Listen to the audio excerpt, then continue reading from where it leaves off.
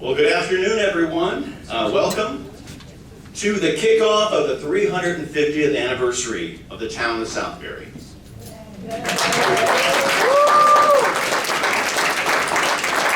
I'm Kevin Gilmeyer, Southbury's Economic Development Director and co-chair of the 350th Anniversary Steering Committee. But before I introduce the committee, there are some people and partners to thank. First, I'd like to thank the Southbury Library and the staff for hosting this kickoff today. Southbury Historical Society and President Melinda Elliott, who, with Gosha Liedlich and the team at Southbury Printing Center, produced the wonderful 350th anniversary calendars on sale in the back. If you haven't seen them, be sure to stop by and pick one up. We want to give thanks to the Southbury Baking Company for the commemorative cookies that you're enjoying this afternoon. As well as the Southbury Land Trust, the Historic Commission, Southbury Neighbors Magazine, Parks and Rec, Southbury.com for the upcoming Restaurant Week, Southbury Chamber, Heritage Hotel, Heritage Village, and many, many more partners to come who are going to be involved in this celebration. We thank them all. This anniversary is more than just a marker. It's a celebration. This is a proud community, it's a passionate community, and it has been cared for lovingly and served by so many over the years. And so at this time, what I'd like to do is I'd like to ask anyone in the room who has served either the town, either as an employee or an elected official, or as a volunteer on a commission or a committee, if you've served the town in any way, I'd like you to stand and be recognized. If you don't mind.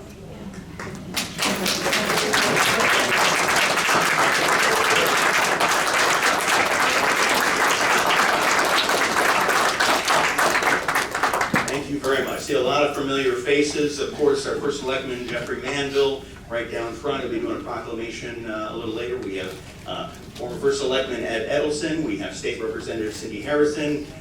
There she is. Thank you so much for coming out. But you know, the service, it really shows in this town, and you know, it's something that thank you for coming. It's something that's going to need to continue, right? And so, what I hope that this celebration can do this year is create and renew that sense of civic pride and volunteerism. Right? As everybody gets excited about living in Southbury, and people that are new to town, and people that have been here for many, many decades, just renew a sense of pride in the community and volunteerism and activism, just getting involved, and you know, going out, joining a commission or a committee, and serving your town, because the town needs it. You know, that's what keeps it going, and that care that's been for so many years.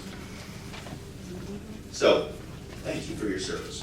Now I'd like to introduce the steering committee to join me, if you wouldn't mind joining me up on the stage as I call your name. My co-chair in this 350th Anniversary Steering Committee is Mr. John Dwyer. Come on up here, John, if you don't mind. Ronnie Jones, our vice chair of the 350th Steering Committee. Melinda Elliott. Oh, she's expecting a little baby in the house, so she may not have been able to join us today. Lynn Dwyer, I know she's manning the calendar table back there. Mary Forsooth, Justin Betty, Kara Penny, she's come back in from there she is, and Michael Gannum and Gosha Liedlich, if she's able. I know she's got the cameras up.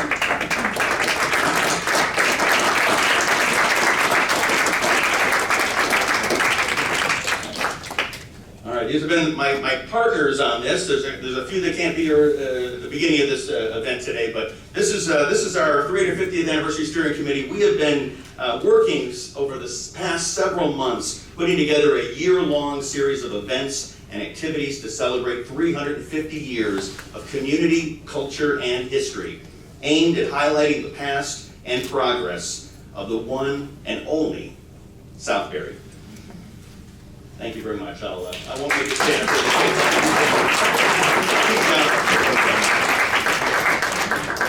Today's kickoff and many of the programs in the months to come would not be possible without the people up here that were just on the stage with me, and all those partners that I mentioned, and as I said, many more to come. Each month we're going to feature a history talk right here in the library. The library is going to be an integral part of our 350th celebration.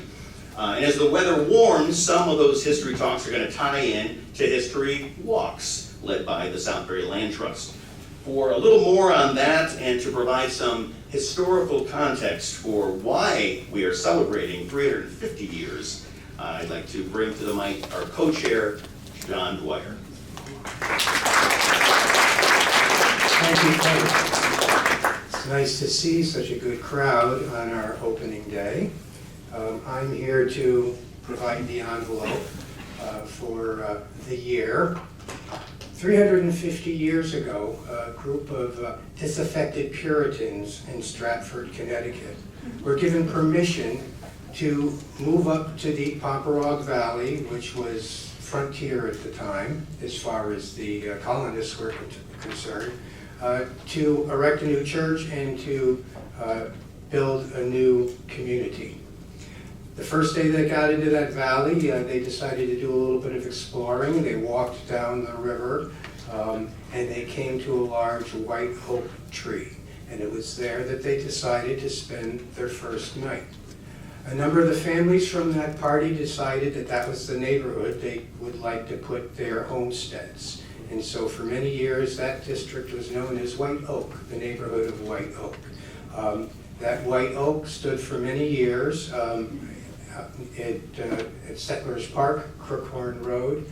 If you want to notice, there's a little stone memorial there and a fence, but we will be doing an event there to commemorate that one-day walk with the Land Trust. In the interim, there was a lot more things that happened, and we would like to share as many of those stories with you as we can during the next 12 months. So stay tuned. Just to high spot it, we'll be doing a walk and a talk in October on one of the earliest roads chartered in northwestern Connecticut, sections of which still exist, with a naturalist to join us on that. We'll be doing the Kingsland Walk, which was the common to the White Oak Tree, along with maybe some period musicians and soldiers as we go by the old militia training grounds. We have a march. We'll do the Irish. We have we'll do a slavery presentation. July is Revolutionary War month. One of the months is eating. We'll be doing blogs also, and that blog will be on historic and ancient taverns and stage routes in town. So we should have a pretty good, pretty full schedule. The school will be doing a school week open houses of the historic buildings that are owned by the town. So thank you all for coming. Like I said, stay tuned. I think it's going to be a lot of fun. We're going to try to tie in as many things as we can together. We'll even be having, if you're a music fan, we'll be having the Matatuck Fife and Drum Corps sometime during the course of the year too. So to be announced. Thank you.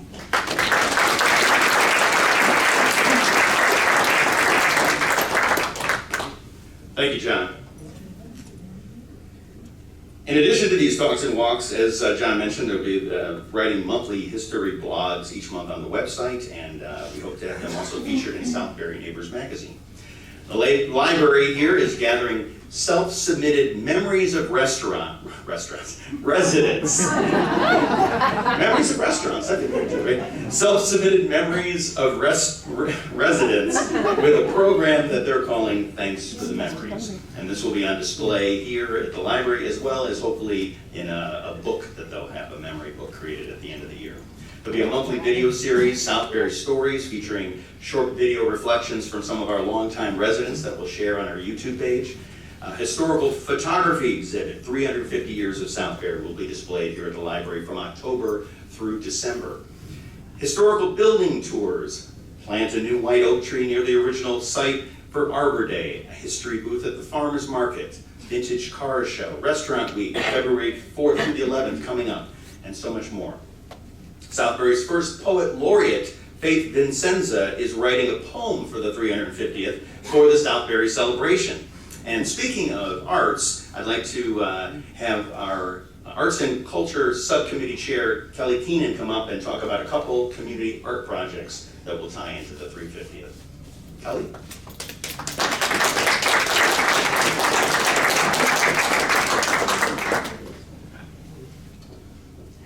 everybody.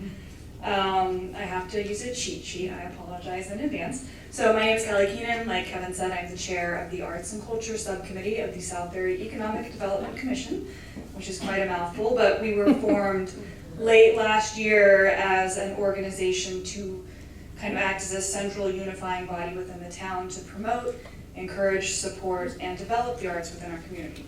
So we are really excited to announce 2 big community art projects to tie into the 350th celebration.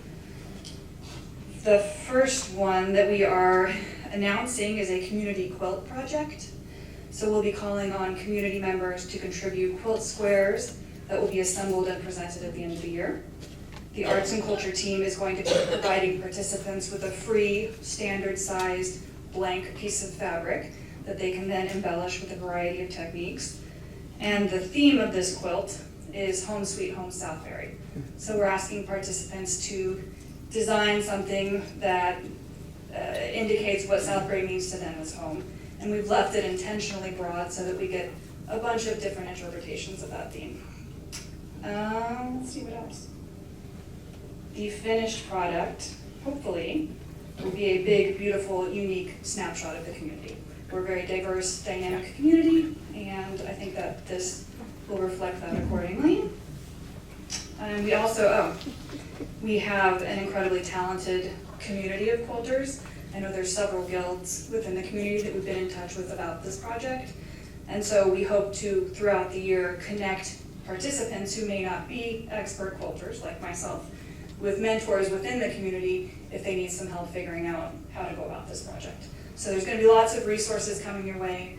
We're going to formally announce it at the end of the month, and then quilt squares will be available hopefully in February. Complete rules and information for this project will be on the town's 350th website, and also you can reach out to me by emailing the Arts and Culture team. And that email address is lengthy, but it's over there on a flyer, and it'll also be available on social media.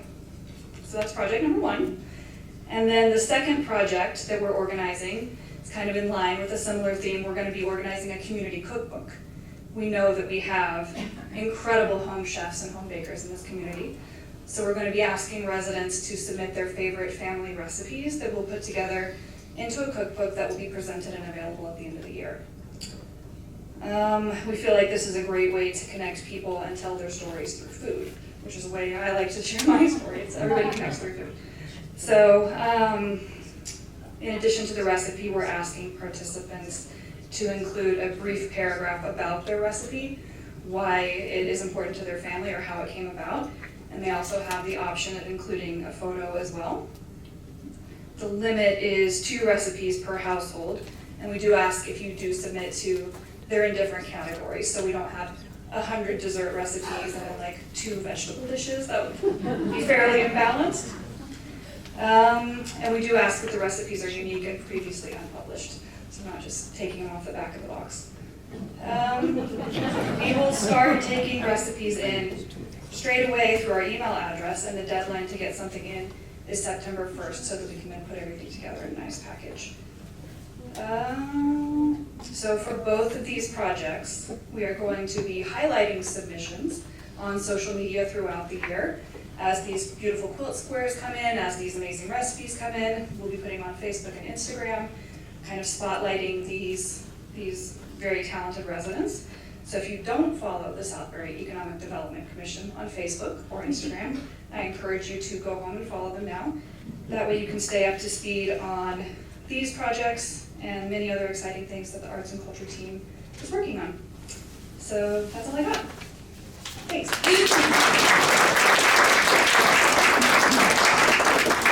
Thank you, Kelly. And as she said, there is information about both of those projects at our back table with those delicious cookies and our calendars, if I haven't mentioned that a couple times. So 2 of our committee members are second-generation volunteers, as their fathers served 50 years ago on Southbury's tercentennial celebration, the 300th. Justin Betty's father, Joseph Betty, served on that committee. As well, an integral part of the committee work 50 years ago at the 300th was First Selectman Jeff Manville's mother, Dorothy Manville, had a significant role in that. And co-chair of that tercentennial was Michael Kenny, first hired or paid First Selectman for the town of Southbury. And I'd like to bring up Kara Kenny, who is his daughter, and happens to be serving on our steering committee as well, or not so happens, right? Come on.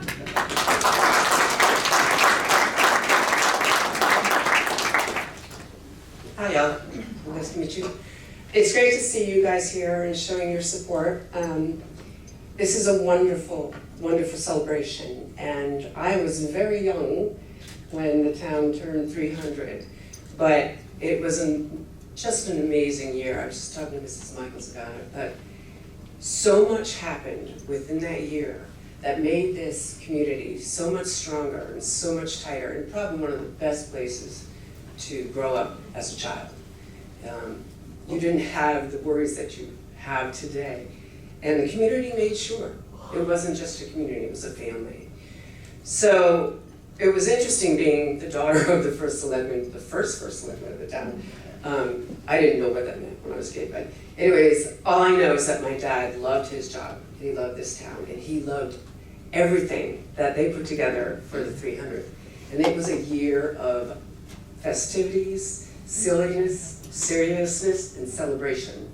Everything from historical talks, moments, everyone had to grow a beard. That could, not everyone, you can. And they had a beard contest. We dressed in period clothing whenever we did any of our events, little kids to adults.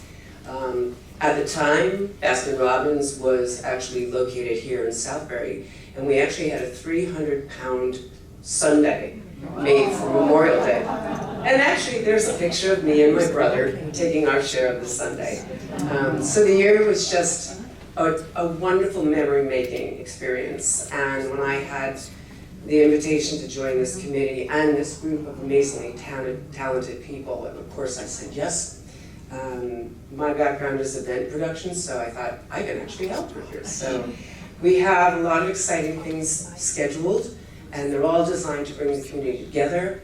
Anything from the historical talks to a snow and ice fest that will actually grow to be an annual event, to a symphony event in the summer that will be open to the public, to a gingerbread celebration in the Christmas time.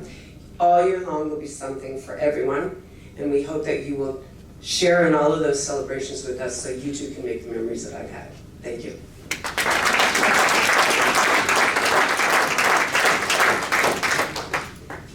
Thank you, Kara. I appreciate that. Now, please welcome to the stage Dan Smolnick. He represents the town of Hamden, Connecticut, as a member of their Economic Development Commission, and he's here today to read a letter that has been brought by him from Hamden Mayor Lauren Garrett. Dan.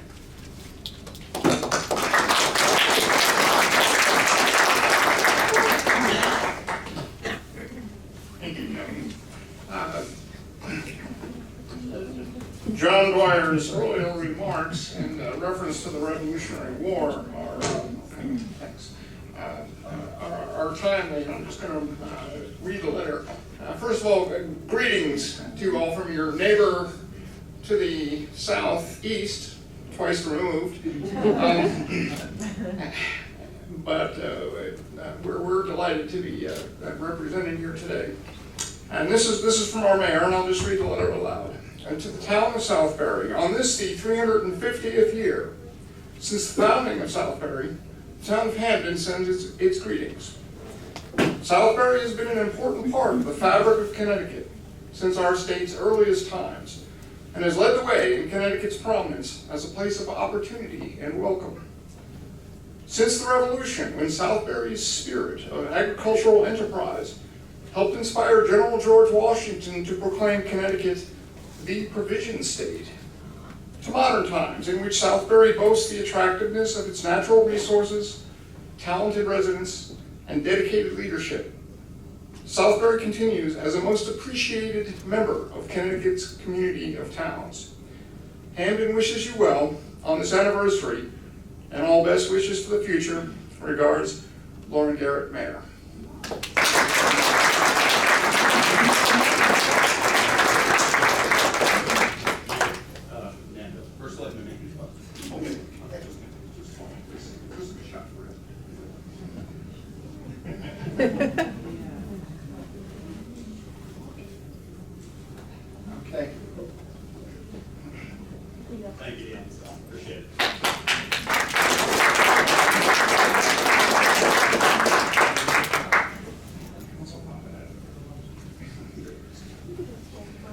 Thank you very much, Dan, and please extend our thanks to Mayor Garrett for those well wishes. We've been also informed that U.S. Senator Chris Murphy will be reading a letter of congratulations to Southbury into the congressional record on the Senate floor in Washington, D.C. So stay tuned for that video, and then we'll receive that congressional record as well. And now I'd like to please welcome to the stage our Vice Chair of the Steering Committee, Mr. Brian Jones.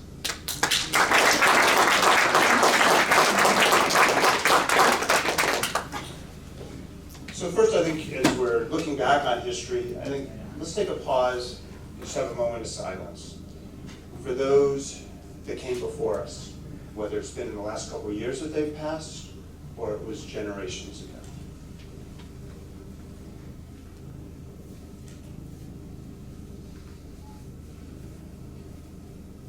Thank you. In 1998, I had the honor of being both the president of the Southbury Historical Society and also the co-chair of our 325th anniversary.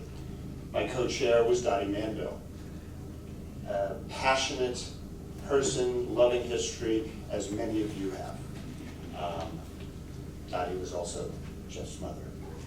And during 1998, when we celebrated our 325th anniversary, it was 21 events over 3 days. Lots of things going on. Civil War reenactments and encampments, the historic buildings were all open, lots of things. What I'm pleased to announce is this steering committee has chosen to take the entire 12 months. Lots of yes, it was a major undertaking back then, but this is a major undertaking also. And it's through collaboration. You've already heard a lot of the other people in the community that are going to be involved. But it's important that all of you are involved because history is all around us. I think I also have to recognize and be very thankful that the town of Southbury very thoughtfully throughout the years has 3 historic buildings. Our Boulder Hill School, our Old Town Hall Museum, and also the South Britain Library. And it's through those boards and commissions, most towns do not have the benefit of historic buildings being owned by the town because the town puts their dollars to preserve those buildings so that they're there for activities, historical reflections, etc. So that's very, very important. I want to acknowledge not only what the local town government has done, but also folks, each one of us through each of this, what my hope and goal is through the next 12 months, that you will come out to as many events as possible and also start to see all the different pieces. When you go to Settlers Park, recognize what was there. When you're driving down Main Street, whether it happens to be Main Street North, whether it happens to be South Britain, or you happen to be in Southford, understand that those were the 3 primary areas of commerce in this town. It was not what we now see with the local town halls. Okay? So history is all around us, and we all have a role in helping to preserve it. If you come across things of interest, make sure that you raise that up to the Southbury Historical Society. If you want to have ideas about volunteering, please bring that forth to Kevin and our committee to see how we can incorporate that. If you want to know about all the things that this group is doing this year, look at the town website, and tremendous resources are there. I encourage you to be active, to share your wealth of information. We are very blessed to live in this town. We're blessed for our people that have come before us, but we all have a role in this. So I thank you for coming out today. I am also very honored to introduce our first selectman, Jeff Manville, for the next part.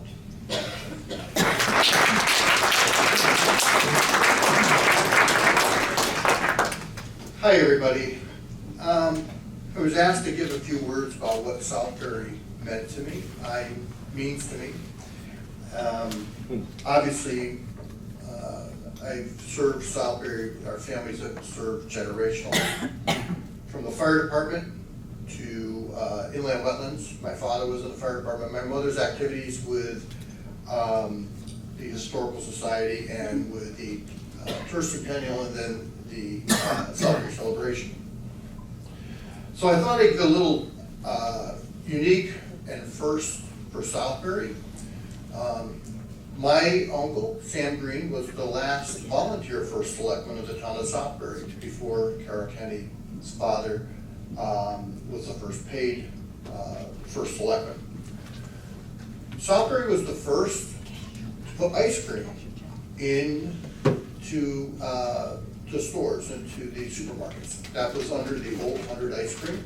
It was my grandfather's brainchild to take a local inn that was making ice cream and put it into the A&P food chain. So Old 100 ice cream was the first ice cream in supermarkets.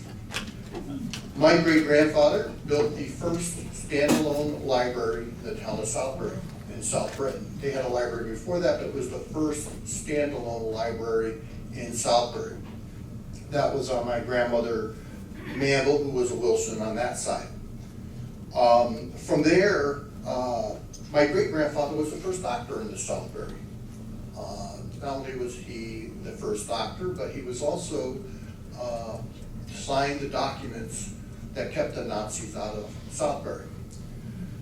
I can remember when there was no traffic lights in Southbury. Mistakenly coming back from school, they had put one in. I drove down the road and drove right through it. He said, when did they put that up? But I've also seen progress made by people who came here in our future. I can remember being in high school, younger, 22, when they did our streetscape. For the life of me, I did not understand why they needed sidewalks. Are you kidding me? You know, we rolled them up, and we have work to do, and we're a farming community, and I don't, being young. But there was a vision. There was a vision by many people that were here. There's been a vision by many people who came here and then told us, maybe this is a direction we should go. Southbury was one of the first to buy open space off the open market. 750 acres were purchased. I believe it was the first time the town of Southbury ever bonded. They recognized the need and the purpose of open space. They did a statistical analysis of the cost of what the schools would if it was developed. They determined that financially it was the way to do it, was to bond it, and that in 15, 18 to 20 years, it'd be less expensive than the school systems, so they bought it off the open market. So Southbury's been a true leader in open space. Southbury is also unique right now that we are going to be the first in the United States to implement, we have implemented, Oracle Financials NetSuite. What's that mean? That is clarity, transparency. When Oracle, Larry Ellison comes and chooses this town to implement one of the most sophisticated accounting systems there is available today, we were the first. So Southbury has a lot to be proud of. I've seen it develop from a very rural farming community. Everybody knew everybody. If I was in a room like this, you would know pretty much everybody in the room. Now I look and I'm not so sure how many people I recognize. I'm sure you recognize me. So my family having been, I understand by like 9 generations, though we are not the descendants from the original settlement, we do go pretty close to, we go back quite a ways. But now we're looking at the future, recognizing where Southbury will be in the next 50 years. There was always a foundation to this community and to this town that was laid long before we saw the benefit of what we are doing today. One of which, I don't know if you know, we have virtually no debt. We have all the bonds are the money is in the bank. No taxpayer pays on any current debt that we have, and we pay it off, but we just can't call the notes. So this is unusual to go to see this change, and I often wonder that I was in awe that my grandmother was here during a time when it was horse and buggy and ships. And she saw a man walk on the moon. And now we take many things for granted from our cell phones that even those of us who are a little bit older are using technology. How much better medicine advances. And I often wonder and dream about where Southbury will be at the 400th anniversary. So I'll read the proclamation. Whereas in 1673, a group of colonists from Stratford traveled up the river that we know today as the Housatonic in order to erect a new settlement in the Pomperaug Valley, which was negotiated with the Pootatuck Native Americans. And whereas, after an initial day of exploration, these religious dissidents spent the night under a white oak tree on an old riverside path. And whereas, that tree stood for many years more on Crook Horn Road by Settlers Park in what was to become the Town of Southbury. And whereas the Town of Southbury is holding a year-long series of events and activities to celebrate 350 years of community, culture, and history aimed at highlighting the past and progress of the one and only Southbury. And whereas, by celebrating this important year in our history, it gives us the opportunity to come together as a town, reflect on the past, and recognize what a special place Southbury is today. Now, therefore, I, Jeffrey A. Mamble, by the virtue of the authority vested in me as first selectman of the Town of Southbury, do hereby invite the entire community to be involved in the activities that have been scheduled to commemorate this anniversary. In witness thereof, I have hereunto set my hand and caused the seal of the Town of Southbury to be affixed this 14th day of January 2023. Thank you.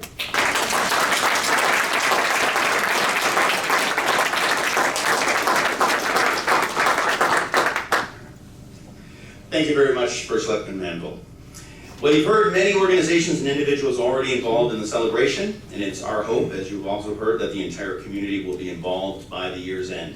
So visit our website, the town website, the name of it, /350, that's how you get to the 350, and look for volunteer opportunities. Get involved. Come on out to the events, each event and activity you attend, you're gonna get one of those little stickers, and you can, if you want, you can get yourself a calendar, you can place those stickers on the date that you attended something. And collect 20 of those stickers and you're gonna get a 350th commemorative ornament, complimentary, that'll be being produced for later this year. If you're celebrating Southbury this year, let us know and use hashtag Southbury350 when you're doing your posting, because I know everybody's doing that, right? But if you are, do use that hashtag and then we'll be able to really find those pictures. Let's make this a year that kids today look back in 50 years and say they remember as fondly as what we've heard from some tonight, today, talking about those fond memories of 50 years ago. Now, without further ado, I would like to invite Rebecca Randall from the Southbury Library to introduce this afternoon's entertainment. Rebecca.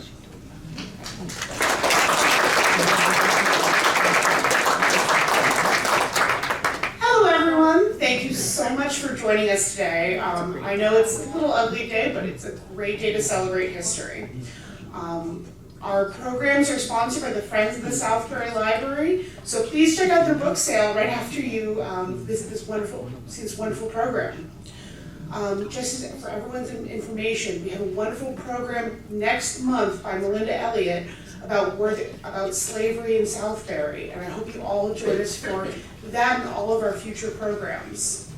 I would like to welcome our presenters, Rick and Dawn, who are wonderful musicians, have an excellent repertoire, and I'm so excited to work with them. Thank you so much, Rick and Dawn.